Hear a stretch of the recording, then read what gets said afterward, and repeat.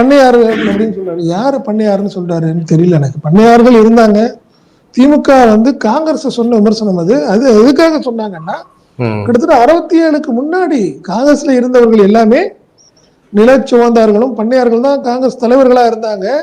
அவங்க அதுக்கு என்ன காரணம் அப்படின்னா, அன்னைக்கு எம்எல்ஏ எம்பி ஆகிறவங்க பணத்தாசை இருக்க மாட்டாங்க.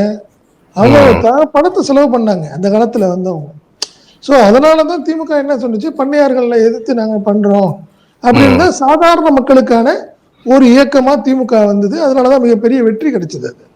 அதுக்காக சொன்ன வார்த்தை பண்ணையார்களின் கட்சி, பண்ணையார்களின் ஆட்சிங்கிற மாதிரி, பண்ணையார்களின் அரசியல்னு சொன்ன வார்த்தை திமுக அன்னைக்கு சொன்னுச்சு. இவர் என்ன சொல்றாரு, பண்ணையார்கள் வார்த்தையை சொல்றாரு. என்ன இது வரைக்கும் இங்க திமுக இருந்து வேலை பார்த்தப்ப ஒண்ணு தெரியல அவருக்கு. 2021 வரைக்கும் இங்கதானங்க இருந்தாரு. அவரு அரசியல் பண்ணாரு, ஸ்ட்ராட்டஜி பார்த்துட்டு இருந்தாரு. அப்ப அவருக்கு தெரியாதா? அவரே ஒரு பண்ணையார் தானே. பண்ணையார் தானே இவரு. பண்ணையாரு, அவங்க மாமனார் பெரிய பண்ணையாரு. என்னத்த பண்ணையாருன்னு சொல்றாருன்னு தெரியல.